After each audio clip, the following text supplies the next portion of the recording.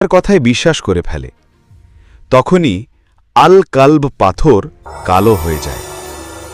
রাইয়ান বুঝতে পারে সে ভুল করেছে। সে নিজেই দোষ স্বীকার করে পাথর জমা দেয় সাহারার বালুতে। জিন আজরাক আবার ফিরে এসে বলে, ভুল করা বড় নয়, কিন্তু সত্যের সামনে নিজের দোষ স্বীকার করাই হল প্রকৃত শক্তি। এই শিক্ষা নিয়ে রাইয়ান সবার চোখে হয়ে ওঠে সত্যিকারের মহান। সত্য ও বিনয় এ দুটোই মানুষের সবচেয়ে বড় জাদু, আর জ্ঞান ও ক্ষমতার সাথে আসে দায়িত্ব।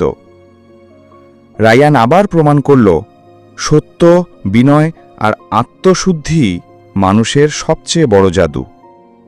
সত্যের পথ কঠিন হলেও তাই শেষমেশ আলোয় নিয়ে যায়। জাদু মানে শুধু চোখে দেখা নয়, কখনো কখনো সত্যকে গ্রহণ করাই সবচেয়ে বড় জাদু।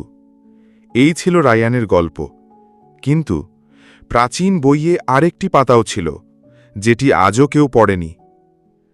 শেষ নাকি এক নতুন শুরু?